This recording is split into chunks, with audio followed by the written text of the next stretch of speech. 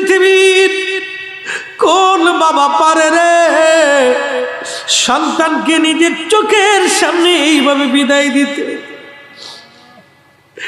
হযরত ইমাম হুসাইন ডেকে বললেন, আলী আকবর, তুমি তোমার মায়ের খেদমতে চলে যাও। বলল, আব্বা হুজুর, আমার বড় ভাই ইমাম কাসেম শহীদ হয়ে ঘুমায়। আমার কত সাথীরা এই জমিনে ঘুমাইতেছে গো, আমাকে ফিরাবেন না, আমার শাহাদাতের লিপসা লেগে গেছে, আমাকে ফিরাবেন না, একটা মাত্রই জীবন, আপনার কদমে কুরবানি নজরানা পেশ করে আসি, সুযোগ করে দেন, আমাকে দয়া করে ফিরাই দিবেন না আব্বা হুজুর। সেই দিন ইমাম আলী আকবর যুদ্ধের ময়দানে চলে গেলেন। প্রচন্ড যুদ্ধ হয়, শেরে খুদা আলী রক্ত যার শরীরে প্রবাহিত, সে তো দমে যাওয়ার পাত্র ছিলেন না। বেঈমানদেরকে জাহান্নামে পাঠিয়ে ইমাম আলী আকবর বাবার কাছে ঘোড়া দাবড়ায় ফিরে এসে বলেন, আব্বা জান, যদি পারেন এক পেয়ালা পানি যদি আমাকে দিতে পারতেন আব্বা জান, প্রচন্ড কষ্টে আমার কলিজা পর্যন্ত শুকায় গেছে, আব্বা জান আমার সহ্য হয় না। ইমাম হুসেইন চোখের পানি ছেড়ে দিয়ে বলতেছিল, আলী আকবর, তোমার পানির অভাবে কলিজা শুকায় গেছে রে, আমি হুসেইন এই ফোরাত থেকে পানি আনতে পারি নাই, বাবা হয়ে সন্তানকে পানি দিতে পারি নাই রে আলী আকবর। তবে শোনো শোনো রে আলী আকবর, তোমাকে কিছু কথা শোনাই। আমার আব্বা জান জিহাদের জন্য বাড়ি রেখে বহু দূরে চলে যাইতো, আমরা বাড়িতে একা পড়ে থাকতাম, বহুদিন পর্যন্ত আমাদের ঘরে অভাব ছিল, খাবার থাকতো না, পানি থাকতো না আমাদের ঘরে, ক্ষুধার যন্ত্রণায় পানির পিপাসায় আমরা ঘরের মধ্যে মায়ের কাছে বসে বসে কাঁদতাম। রাহমাতুল লিল আলামিন নানা জান আমাদের দুঃখের কথাগুলি শুনে দৌড় থেকে বাহির থেকে ফিরে এসে আমাদের ঘরে দৌড়ায় আসতে। পৃথিবীর কারো কাছেও দুঃখের কথা না বললে নানার কাছে বলতাম, রে আলী আকবর, প্রচন্ড ক্ষুধা তৃষ্ণার অভাবগুলি নানার কাছে জানাইতাম। যখন জানাইতাম, নানা জান তার পবিত্র জিহ্বা মোবারক আমাদের মুখের মধ্যে যখন ঢুকায় দিত, নানার জিহ্বা মোবারক টুসতে দেরি হইতো রে, আমাদের কলিজাগুলি ঠান্ডা হইতে দেরি হইতো না, আমাদের কলিজাগুলি ঠান্ডা হতে দেরি হতো না রে আলী আকবর। আজকে আমি আমার জিহ্বা বের করে দিচ্ছি, একটু চুষে আরাম করে যাও, দেখো আমার নানা হাউজে কাউসারের পানি নিয়ে অপেক্ষায় দাঁড়ায় রইছে। চিৎকার মেরে বলা যাবে কি, ইয়া রাসূলুল্লাহ উনজুর হালানা ইয়া হাবিবাল্লাহ, নবীজি আপনার পাগলের দলেরা আজকে আমরা সদায় কারবালার মাঠ পাই নাই, আমরা তোমার জমানায় তোমার হাবিবের জমানায় আমরা জন্ম নিতে পারি নাই, কিন্তু আল্লাহর ওলির কদমে আমির ভান্ডার শরীফের আল্লাহর ওলির খেদমতে বসে আমরা আজকে চোখের পানি নজরানা দেই। ইয়া রাসূলুল্লাহ, আপনি ফিরাই দিবেন না, এই নজরানাকে কবুল করে শহাদায়ে কারবালার গোলাম হিসেবে আমাদেরকে কবুল করে নেন। বন্ধুগণ, দীর্ঘ আলোচনা আবারও হৃদয় বিদারক, আবারও বলি দিলটাকে নরম করে দেন। আল্লাহর কসম, আমাদের এমন কোনো নামাজ নাই যেটা আল্লাহর সামনে দিয়ে বলবো আল্লাহ মাফ করে দেন, এমন কোনো রোজা নাই যেটা দিয়ে বলবো আল্লাহ মাফ করে দেন, এমন কোনো সদকা হজ আমরা করতে পারি নাই যেটা দিয়ে বলবো আল্লাহ মাফ করে দেন। মেশরের কঠিন মাঠে ডাক দিয়ে বলবো, ইয়া আল্লাহ, আমাদের জীবনের কিছুই নাই, তোমার ওলির দরবারে বসে আওলাদে রাসূলের কষ্টের কথাগুলি শুনে শুনে চোখ বেয়ে পানি পড়েছিল, এই পানিগুলি নজরানা দিলাম, আল্লাহ মাফ করে দেন, ক্ষমা করে দেন আল্লাহ, ক্ষমা করে দেন আল্লাহ, ক্ষমা করে দেন। আপনার হাবিবের প্রেমে আমাদেরকে মাফ করিয়া দেন। আমি ফরিদির বিশ্বাস, আমি ফরিদির বিশ্বাস, আল্লাহ আমাদেরকে ফিরাবে না, আল্লাহর নবীর কদম থেকে আমাদেরকে জুদা করে দেবে না। খুবই মনোযোগ, সময় কম, কথা আমার বেশি, সরাসরি ওয়াজে চলে যাচ্ছি। 7ই মুহররম ইমাম হুসাইন যখন পানি বন্ধ করে দেওয়া হলো, 9 মুহররম রজনী এসে গেছে, পানি নাই। পানির অভাবে আওলাদের রাসূলের পোড়া কাফেলার ভিতরে নীরব হাহাকার চলতে লাগলো। ছোট্ট কোলের বাচ্চাটাকেও সেদিন পানি দেওয়া হয় নাই। আওলাদের রাসূল বহু চেষ্টা করলেন পানি আনার জন্য, কিন্তু একটাই কথা, বায়াত মানো, পানি দিব, মা না মানলে পানি হবে না। আওলাদের রাসূলের একটাই কথা, নিজের জীবনের সব দিতে পারি, নানার সুন্নতকে জমিনে ভুলণ্ডিত হতে দেব না। উহুদের জমিনে যেই দান শহীদ করে দিয়ে আমার নানাজি কালেমার দাওয়াত তামাম দুনিয়াতে পৌঁছাইছে, যে দিন রেখে গেছে, আদর্শ রেখে গেছে। আমি আজকে হুসাইন যদি বাতিলের কাছে মাথা নত করি, আমার নানার আদর্শ চিরদিনের জন্য ভুলণ্ডিত হবে। আমার নানার উম্মতেরা সারা জীবন বাতিলের কাছে মাথা নত করে থাকবে, কোনোদিন তারা মাথা উঁচু করতে পারবে না। সেই দিন ইমাম হুসাইনের শাহাদাতের মাধ্যমে আজকে প্রমাণিত হয়েছে রাহমাতুল লিল আলামিনের দিন কোনোদিন মাথা নত করবে না। এই কালেমার পতাকা সারা জীবন আকাশে উড়তেই থাকবে, বন্ধ হবে না।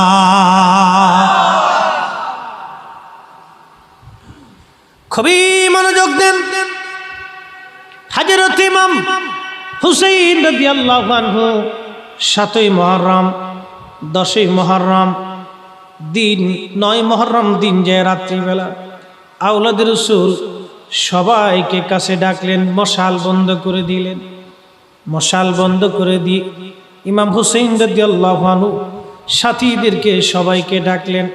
72 জন পুরুষ, 100 জন নারী, পুরুষ দিয়ে 100 জনের একটা ছোট্ট কাফেলা।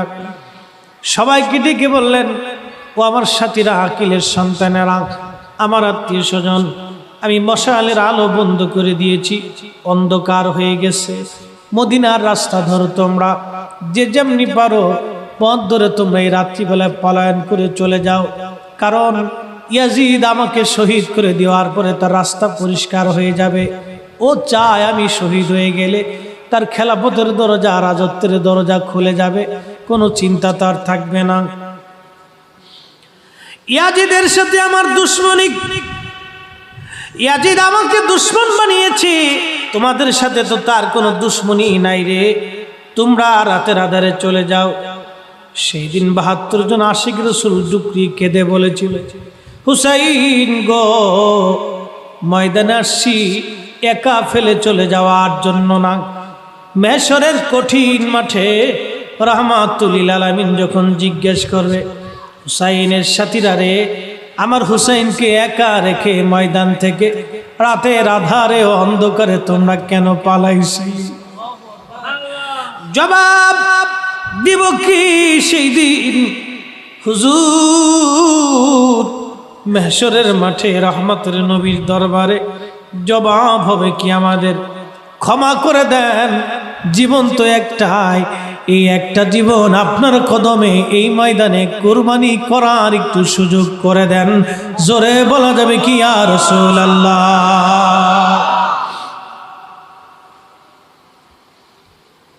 হযরত ইমাম জয়নুল আবেদিন কারবালার বেঁচে যাওয়া একমাত্র পুরুষ সাক্ষী।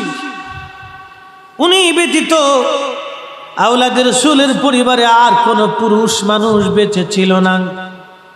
উনি বলতেন, দুনিয়ার মানুষ শেষ হলো, আমি সেই দিনের বেঁচে যাওয়া একমাত্র চাক্ষুষ সাক্ষী ছিলাম। আমি একমাত্র চাক্ষুষ সাক্ষী, বেঁচে যাওয়া সাক্ষী। আমি সেই দিন নিজ চোখে চোখে সব দেখেছি।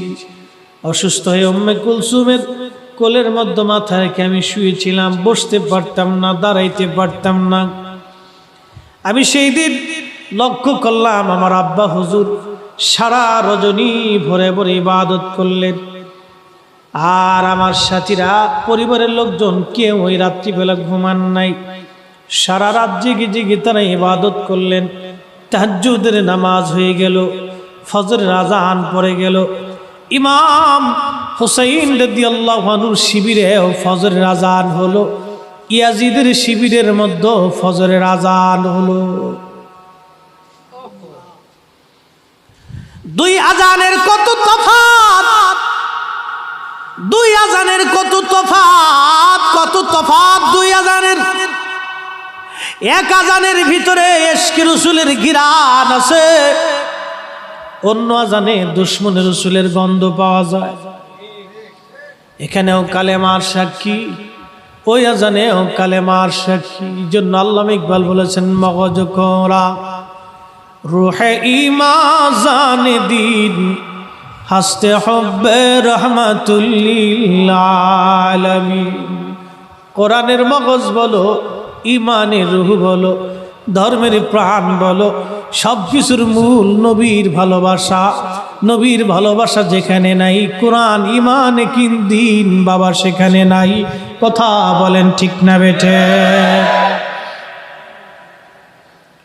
ও সুন্নি মুসলমানেরা, মাইকের আওয়াজ বহুদূর পর্যন্ত যায়, যেখানেই যায় যার কানে আওয়াজ যায় দিলটাকে নরম করে দিয়ে শুনিয়া যান। ইমাম শিবিরেও আযান পড়ল, বেঈমানদের শিবিরেও আযান হলো। ইমাম শিবিরেও নামাজ হলো, বেঈমানদের শিবিরেও নামাজ হলো। বুঝে যাবেন কোন নামাজ হক আর কোন নামাজ বাতিল। বুঝে যাবেন কোন নামাজ অরিজিনাল, কোন নামাজ ডুপ্লিকেট। বুঝে যাবেন কোন নামাজে জান্নাত, কোন নামাজে জাহান্নাম। বুঝে যাবেন কোন আযানে জান্নাত, কোন আযানে জাহান্নাম। মুসলমান খুবই মনোযোগ। দুই শিবিরে আযান হলো, দুই শিবিরে নামাজ হলো। নামাজ শেষ হয়ে গেল। হযরত ইমাম হুসাইন নামাজ শেষ করার পরে তিনি দোয়া করলেন সবাইকে নিয়ে। দোয়া হয়ে গেল। দোয়া হয়ে যাওয়ার পরে সবাইকে বললেন, সাথীরা আপনজনের কাছ থেকে বিদায় নাও, আর কোনোদিন আপনজনের কাছ দেখা হবে না গো। মনে রাখবে আজকে রজনী শেষ রজনী, রজনীর পরে আর কোনো রজনী আসবে না। হযরত ইমাম হুসাইন যখন সবাইকে বিদায় দিলেন, সবাই চলে গেল যার যার কাছ, আপনজনের কাছ থেকে বিদায় নেওয়ার জন্য। সন্তান গেছে মার কাছে, স্বামী গেছে বিবির কাছে বিদায় নিতে। বিদায় নিয়ে আসার পরে ইমাম হুসাইন ডান পাশে হযরত আব্বাস সালামদারের হাতে কালেমার পতাকা দিলেন। দিয়ে বলেন, আব্বাস সালামদার জীবন দিবি, কিন্তু নানার পতাকা তুই জমিনের মধ্যে পড়তে দিবি না রে। জীবন দিবি, এই পতাকা যেন জমিনের মধ্যে পড়ে না যায়। সুন্নিরা ওই পতাকা এখনো তামাম পৃথিবীতে উড়ে আল্লাহর ওলিদের মাধ্যমে। কথা বলেন ঠিক না বেটি? ওই পতাকা এখনো উড়ে আল্লাহর ওলিদের মাধ্যমে। ও সুন্নি, পতাকার নিচে যদি থাকো তাহলে ওই পতাকায় নিয়ে মেহশরের মাঠে উঠতে পারবা। পতাকা ছেড়ে যদি চলে যায়, পতাকার কাজ পতাকা করবে। পতাকাওয়ালার মালিক, আর এই পতাকা যিনি উড়িয়েছেন তিনি রাহমাতুল লিল আলামিন। পতাকা উড়বেই। আমরা যারা পতাকার নিচে আসি আমরা ধন্য, যারা পতাকা ছেড়ে দিয়েছে ওদের বদকপাল বদনসিব। হযরত আব্বা সালামদারকে বলা হলো, রে আব্বা সালামদার জীবন দিবি, পতাকা পড়তে দিবি না? হুজুর জীবন চলে যাবে, কিন্তু রহমতের নবীর কালেমার পতাকা জমিনে পড়তে দেব না গো।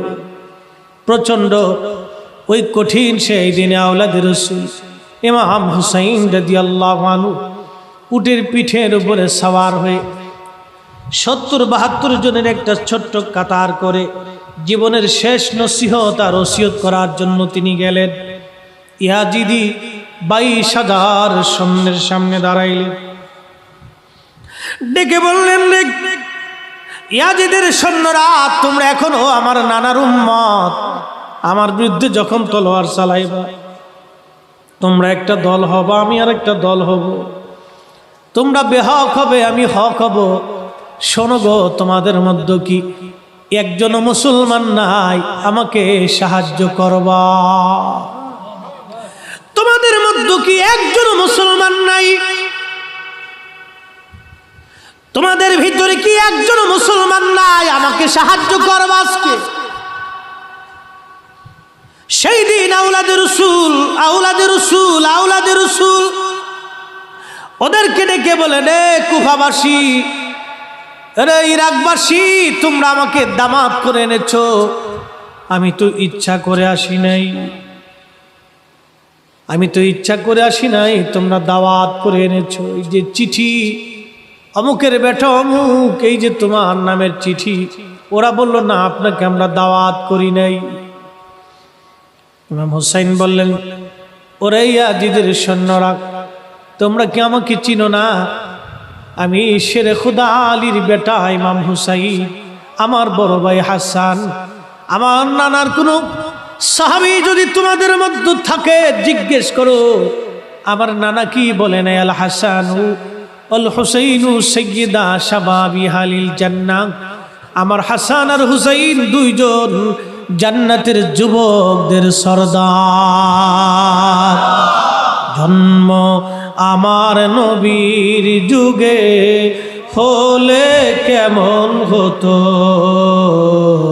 জন্ম আমার নবীর যুগে হলে কেমন, দুনয়নে রসুল পাক দেখলে কেমন হতো, দুনয়নে রসুল পাক দেখলে কেমন হতো, জন্ম আমার নবীর যুগে হলে, ও জন্ম আমার নবীর যুগে হলে। আসতো বেশে হজরতে বেলালের মধুর আজান, যেই আজানে ছিল এমন প্রেম মুগ্ধ রহমান, দয়াল নবীর পিছে নামাজ পড়লে কেমন হতো, ও জন্ম আমার নবীর যুগে হলে কেমন হতো, জন্ম আমার নবীর যুগে হলে কেমন হতো। সালাতুন ইয়া রাসূলুল্লাহ,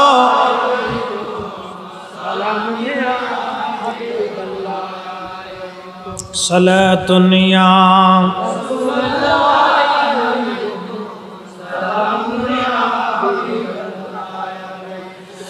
হযরত ইমাম হুসাইন ডেকে বলে, তোমরা কি আমার নানাজির এই মশহুর হাদিস শোনো নাই? আমার নানাজি আমাদের ব্যাপারে কি বলেছে?